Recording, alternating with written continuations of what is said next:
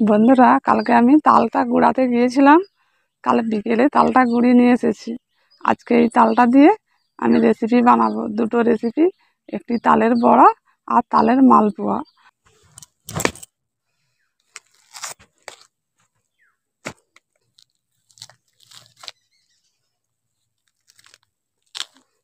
এই তালটা প্রচুর কালো। এই কালো তাল কিন্তু প্রচুর মিষ্টি হয়, আর এই মিষ্টি তালের পিঠেগুলো কিন্তু খুব ভালো হয়।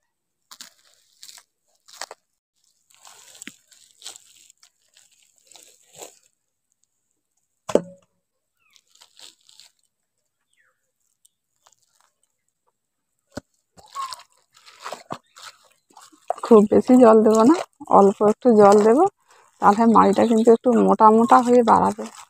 বেশি জল দিলে মাড়িটা পাতলা হয়ে যাবে।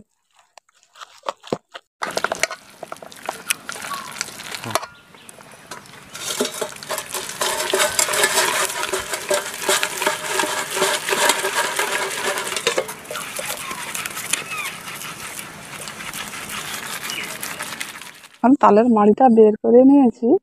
মাড়িটা কি সুন্দর মোটা মোটা বেরিয়েছে। এই তালের মাড়ি দিয়ে মুড়ি খেতে কিন্তু খুব ভালো লাগে। এখন এই তালের মাড়িটা দিয়ে আমি রেসিপিটা বানাই। এখন তালের মাড়ির মধ্যে আমি এখন চালের গুঁড়ো আর ময়দাটা দিয়ে ভালো করে মাখিয়ে নেব। এখন চালের গুঁড়োটা দিয়ে দিচ্ছি। ময়দার পরিমাণটা 1 বাটি দিয়েছি, আর চালের গুঁড়োটা 1 বাটির একটু বেশি হবে দিয়েছি। এবার পরিমাণ মতো লবণটা দিয়ে দিচ্ছি। এই দুটো উপকরণ দিয়ে এখন খুব ভালো করে তালের মাড়ির সঙ্গে মাখিয়ে নিচ্ছি।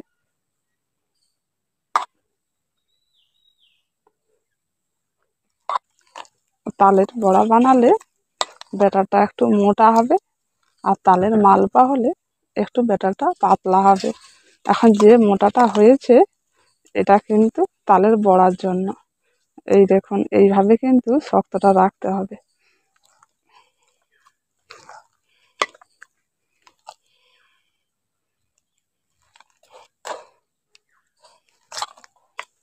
এবার আমি এর থেকে তালের মালপোয়া বানাবো, তার জন্য আমি হাফ এখন রেখে দিচ্ছি।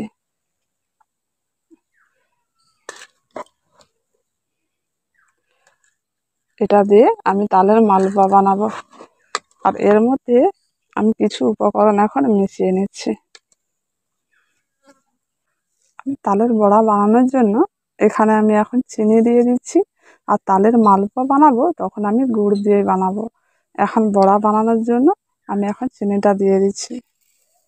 আপনারা যেমন মিষ্টি খেতে চাইবেন সেই পরিমাণে চিনিটা দেবেন, আর মালপোয়ার মধ্যে গুড় দিলে খুব ভালো লাগবে। তারপর দিয়ে দিচ্ছি নারকেল কুচি।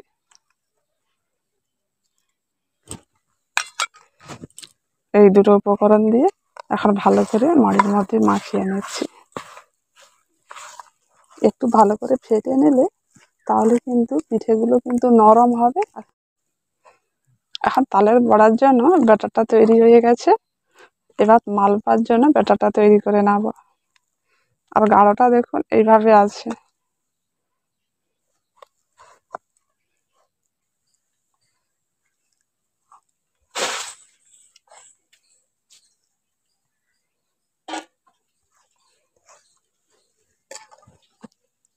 এই ব্যাটারের মধ্যে আমি এখন দিয়ে দিচ্ছি গুড়, আর দিয়ে দিচ্ছি অল্প করে মৌরি।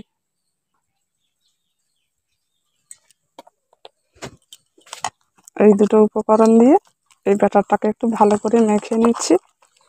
এর মধ্যে যদি জল লাগে একটু জলও দিতে পারেন। একটু জল লাগবে, অল্প করে একটু জল দিয়ে দিচ্ছি।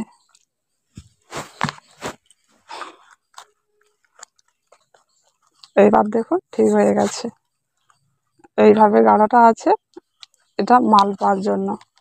আগে আমি তালের বড়াগুলো ভাজবো, তারপর মালপোয়াগুলো ভাজবো। এখন মালপোয়ার ব্যাটারটাকে ঢাকা দিয়ে রেখে দিচ্ছি।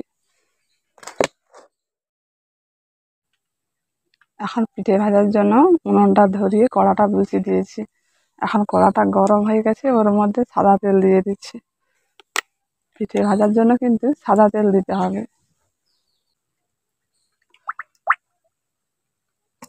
তেলটা গরম হতে হতে এখন ব্যাটারটাকে একটু ভালো করে মেখে নিচ্ছি, তাহলে পিঠেগুলো একটু ভালো নরম হবে। এদিকে আমার এখন তেলটা গরম হয়ে গেছে, এবার আমি তালের বড়াগুলো ভেজে নিচ্ছি। এইভাবে অল্প করে একটু নিয়ে এইভাবে করে দিতে হবে, তাহলে কিন্তু গোল গোল হবে।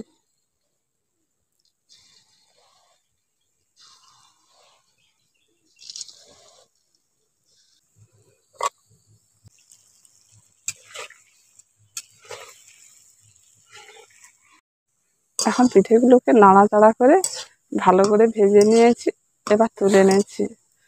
পিঠেগুলো কিন্তু খুব সুন্দর ফুলেছে, এখন পুরোপুরি ভাজা হয়ে গেছে, এবার তুলে নিয়েছি।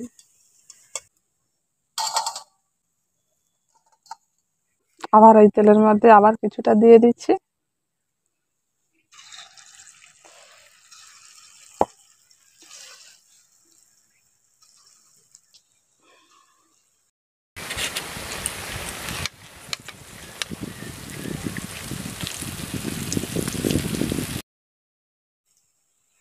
এই তালের বড়াগুলো ভাজা হয়ে গেছে, এবার আমি তুলে নিচ্ছি। কত সুন্দর গোল গোল হয়েছে দেখুন, পুরো গোল গোল তালের বড়াগুলো হয়েছে, দেখতে কিন্তু খুব সুন্দর লাগছে।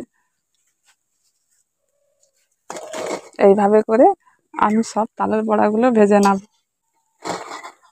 সব ভাজা হয়ে গেল।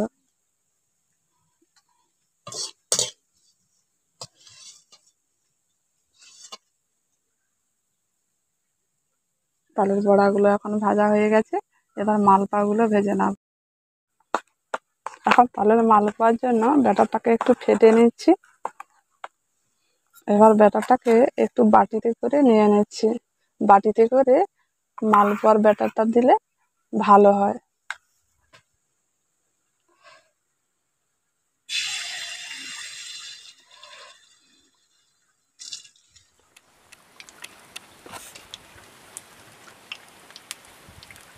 এই মালপোয়াটাকে উলট পালট করে ভালো করে ভেজে নিয়েছি, এখন ভাজা হয়ে গেছে, তুলে নিচ্ছি।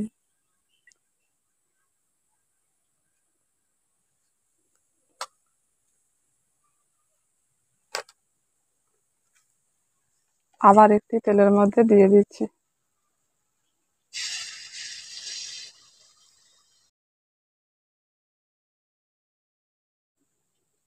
এই মালপোয়াগুলো কিন্তু খুব সুন্দর ফুলেছে।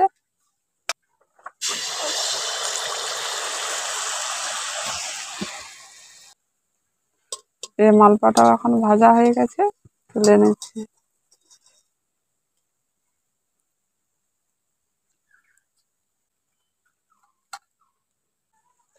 এখন তালের বড়াগুলো কেমন হয়েছে সেটা দেখিয়ে দিচ্ছি।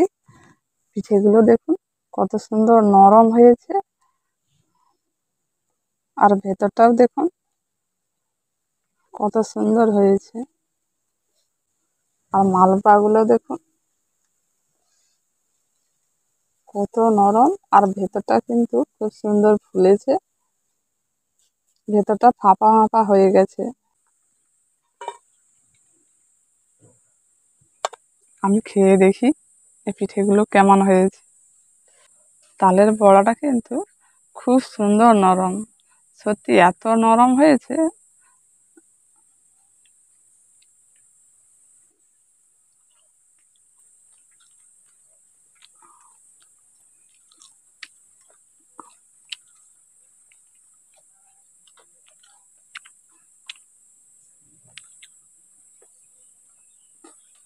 এদিকে মালপোয়াটাও দেখুন কত নরম হয়েছে, আর ভেতরটা খুব সুন্দর ফুলেছে।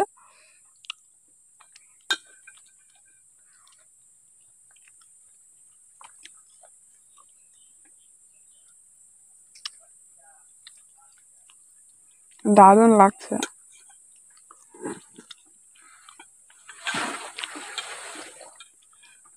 মালপোয়াগুলো গুড় দিয়ে বানিয়েছি তো, স্বাদটাও কিন্তু খুব সুন্দর হয়েছে।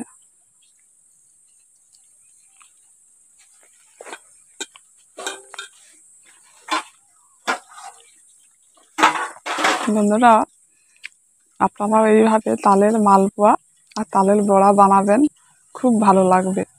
আর ভিডিওটা কেমন হয়েছে কমেন্ট করে জানাবেন।